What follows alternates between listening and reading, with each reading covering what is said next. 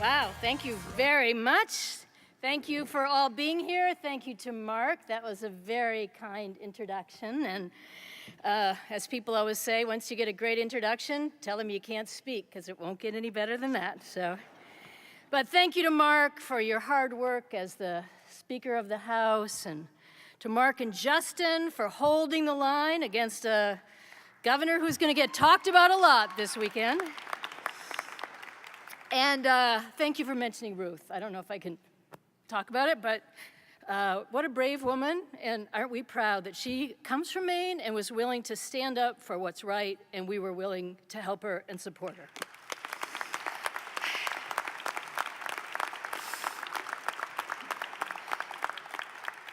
So you all know it's just the nicest thing ever to be in a room full of Democrats, so thank you for being here. You're going to have a great 2 days, and I feel very fortunate that you allowed me to be here on the opening night and get things going.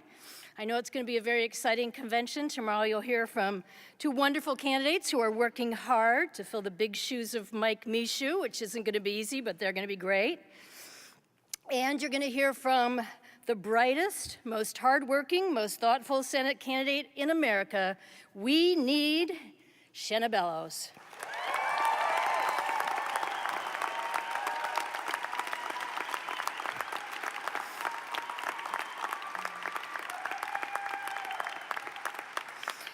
So thank you so much for all of you giving me the honor and privilege of serving you in Congress. I'm going to work very hard to make sure that opportunity continues. I have to say there is just as much work to do, if not more, than when I first ran in 2008. The political climate is probably worse. The approval rating of Congress, as you know, is only 10%, and there is a reason for that. The Republican Party, we're all Democrats, has become the party of obstruction, and that is very clear when you serve in today's Congress. Every day, I see evidence of this. At a time when American people are struggling, when the economy is lagging, when there is so much work to be done, they continue to obstruct, to play politics, to introduce bills that just cater to the TV talk shows, and we have so much work to do. I can make a list. Most of you know it all so well. I'm sure that you know that we just had our 52nd vote to roll back the Affordable Care Act.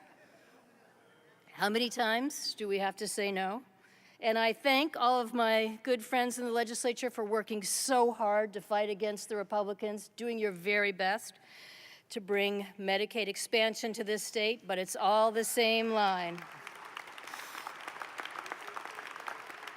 The Republicans in Congress who control our Congress today have blocked bills that would allow for fair pay for women. They blocked an anti-outsourcing bill.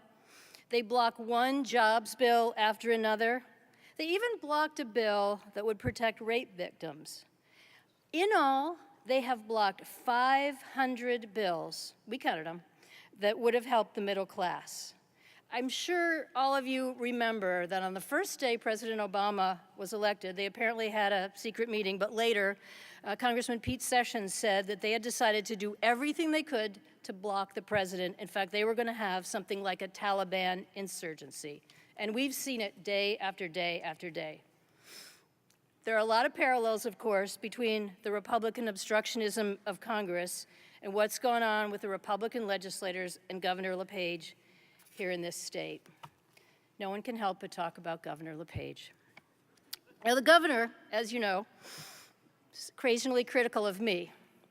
But I say the governor can criticize me all he wants. He can blame me all he wants. He can call me that liberal Chellie Pingree. But look, thank you.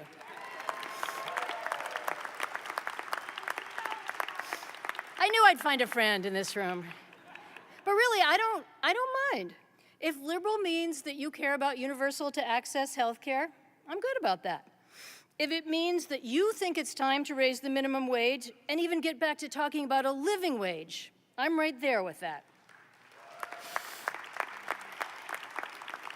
If a liberal means you believe it's okay, if it's not okay to have this growing gap between the rich and the poor, which just gets bigger every day, and the shrinking middle class. If you think that's not okay, then that probably means you're a liberal too.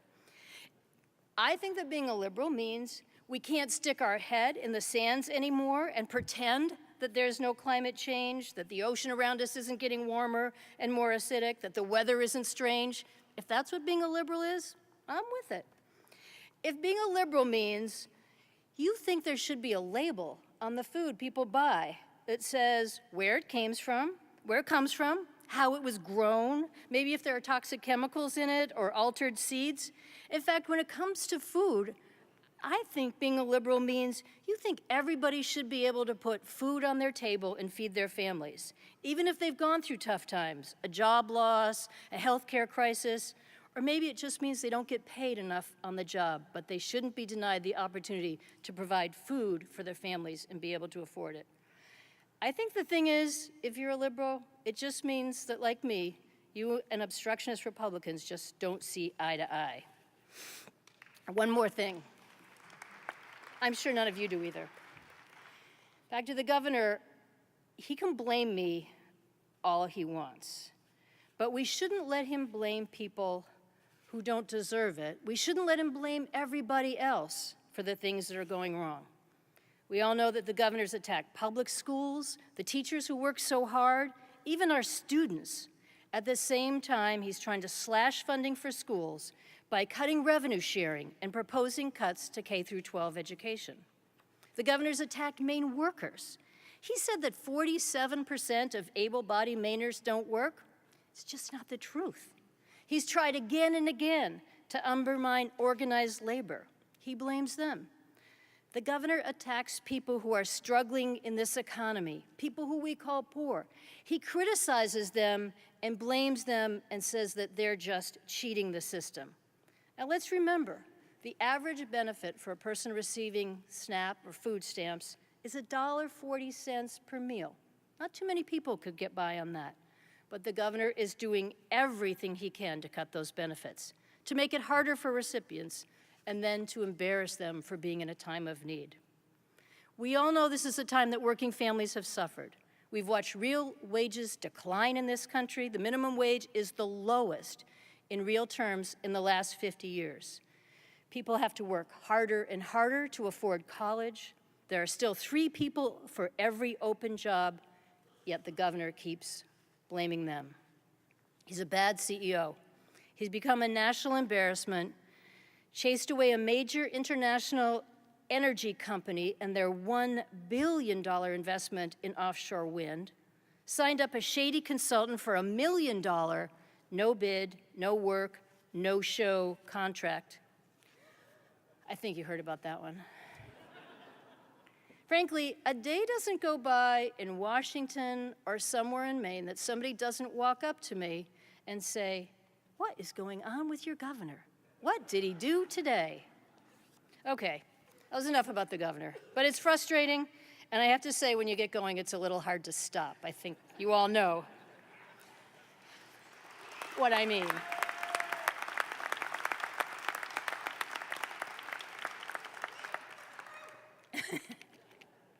That's true.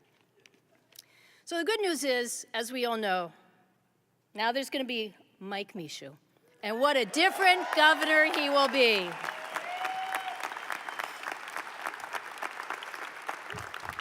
I want to tell you a little story. Mike and I, we just finished voting this afternoon. We got on the 3 p.m. U.S. Air flight to Portland. And when we were getting lined up for the plane in Washington, there was a little chaos and a lot of people, and I was standing in front of Mike getting in the line. And all of a sudden, I heard someone say, "Hey, Governor." And I turned around, and Mike turned around, and it was like music to my ears. Someone was calling Mike the governor.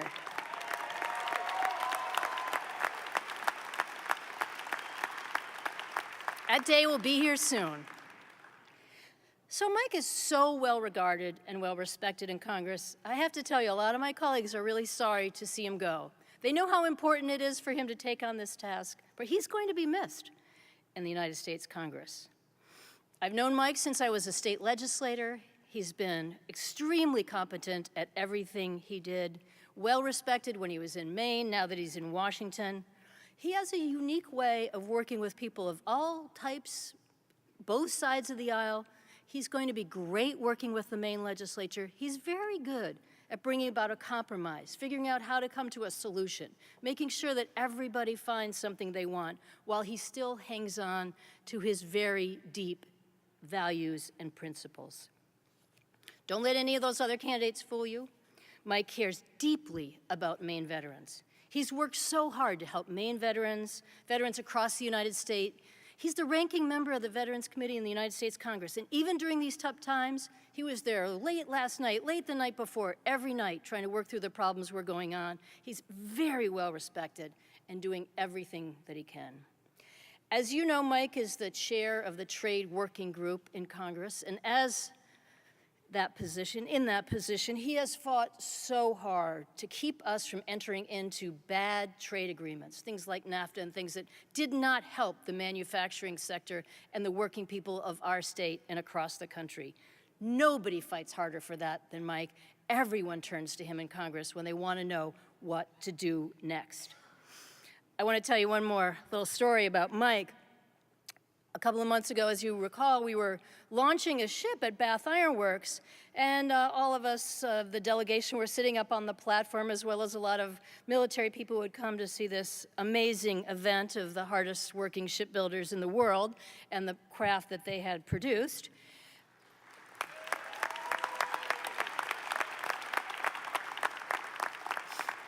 It's the reason they say Bath built is best built. So Mike was on the podium. He was on my right, and to my left there was a high-ranking official from the Pentagon. And as we were settling in, I turned to the man on my left and I said, "Well, do you know Congressman Michoud?" Just out of the kind of politeness you have in those situations. And he looked at me and he said, "Do I know Mike Michoud? I just rode over with him on the bus, and he talked my ear off about American-made shoes."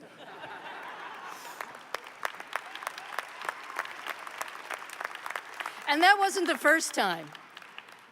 I've seen Mike so many times, whether it's the United States Trade Representative, whether it's the leadership in Congress, Democrat or Republican, or one day in a recent caucus with the president, where Mike didn't let the president off the hook on this. And as you know, just recently, the executive branch said, "Uncle, we will go along with American-made shoes." And that means jobs for Maine. If you've ever heard of the Berry Amendment, the Berry Amendment means Mike Michoud. He's working hard, as you all know. Maine is so ready for a change, and we are all going to help Mike make this happen. It'll be Governor Mike all the time.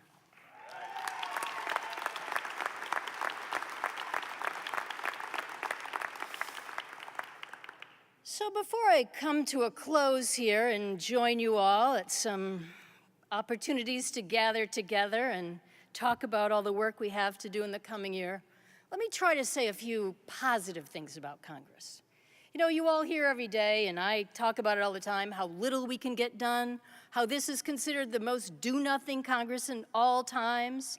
In fact, you've probably heard me say before that Steny Hoyer once said it was an insult to the do-nothing Congress of the Truman administration to call us the do-nothing Congress, because we do so little and it is so obstructed. But once in a while, I want to remind you, we do something that's not so bad. Now, the Affordable Care Act, as everyone knows in this room, I wanted single payer, as many of you did. I wanted the public option, and maybe we'll get back there. But the fact is, we came to a compromise, and we are moving forward on making sure that every man, woman, and child is covered by affordable health care insurance in this country, as it should be. In spite of all the predictions and a bad website, close to 10 million people have now signed up and gained health insurance. Many or most of them didn't have coverage before. We are on track for 20 million next year and 25 million in 2016. That is a good number. The growth in healthcare costs for employers has begun to slow down, and many of you know so many good things have already happened. You can keep your young person in your family on your policy until they're 26, helping people bridge that gap between college and finding a job. You can't be booted off, and your children can't be booted off for a pre-existing condition, and being a woman is no longer a pre-existing condition.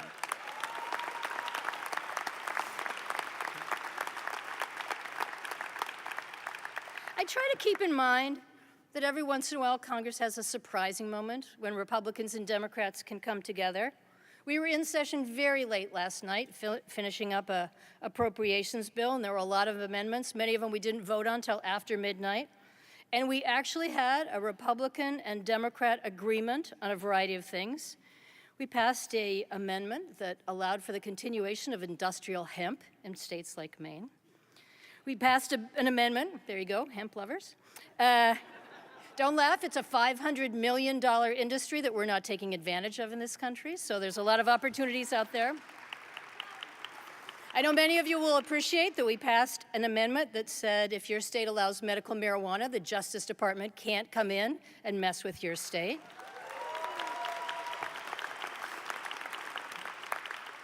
Just goes to show you that strange things happen to Republicans and Democrats in Congress after midnight. We passed an amendment that said reporters can protect the privacy of their source. The governor's not going to like that, but it's going to be good, federal protection. And last week in the Agriculture Appropriations Committee, where the Republicans did terrible things to the school lunch program, I have to say we did one good amendment where the Republicans and Democrats came together and said, chicken that comes from big agribusiness grown in the United States, then shipped to China for processing, then returned to the United States, can't be put in our children's school lunch.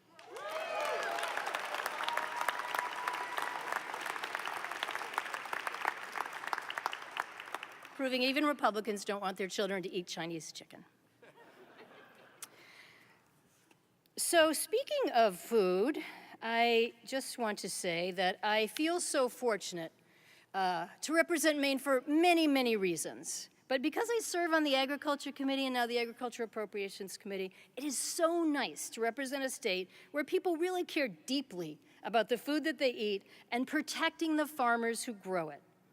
Maine people are so committed in reforming our food system. I saw a statistic the other day, which some of you might have seen, that 8 in 10 people in Maine go out of their way to buy locally grown food.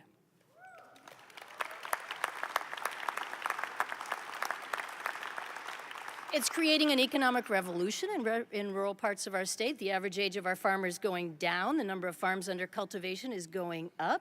That's not happening in too many places in this country, and it is a great economic opportunity. And on the Agriculture Committee, although the Republicans were completely wrong when they said we should go along with the Ryan budget and make deep cuts into food stamps, SNAP benefits for people, they were wrong this week to roll back standards in our students' school lunch that said we're going to cut back on sugar and salt and processed foods and the things that are creating an obesity epidemic and a childhood diabetes epidemic with our kids. We do get along once in a while on the committee, and I've been very privileged to work with a lot of people on both sides of the aisle to get some good things into the Farm Bill on local food, organic food, opening up new markets. We were able to add 3 times as much money to promote farmers markets and local food. We added $100 million into the bill to provide those people who go to the farmers market and use their SNAP benefits, people who are struggling in this economy, who want to get a little more healthy food, to double what they buy from a government benefit.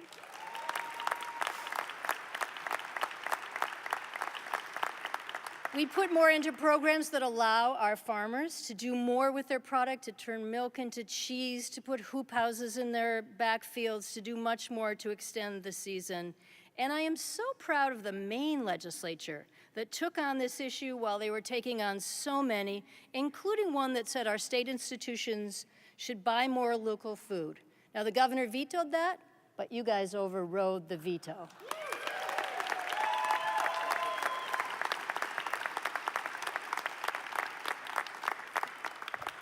So I don't have to tell you again, whether it's food and farming, economic justice, environment, understanding that our environment has to be healthy and we can have good jobs at the same time, Maine people have such good common sense, and I am so proud to represent the 1st Congressional District and to be able to take that common sense wisdom with me when I make decisions on how to vote, how to help people.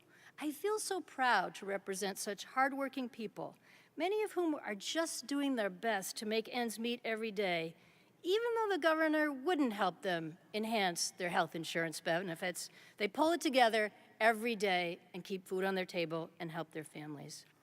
I want to say one more time how grateful I am to the Democratic legislators who had such a tough session and fought back every day.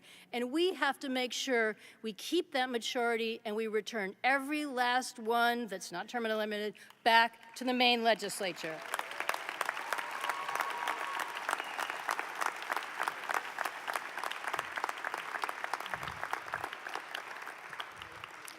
So again, I know you're all going to work so hard to make sure we elect Shenna Bellows to the United States Senate.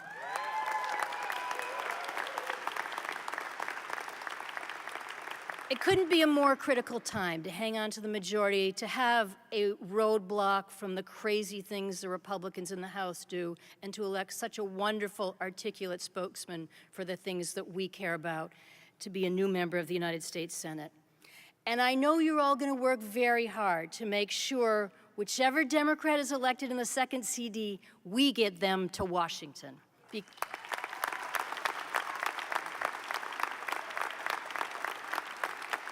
We need every Democrat we can to get ourselves back in the majority, to get back to work, to get back to doing the things that we care about, for standing up for the principles that you and I care so much about. That 2nd CD seat is critical to Maine and to all of my colleagues in the United States Congress. And I know you know, nobody's going to rest until Mike Michaud is the new governor of Maine.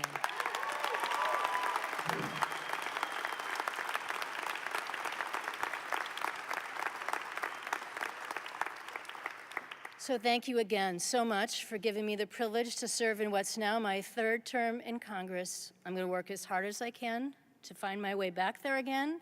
It's going to take everybody's help. I'm going to be helping everybody else out there. If I have the opportunity to do that again, it'll be a great privilege and an honor to serve all of you and to serve the people of Maine. Thank you very, very much.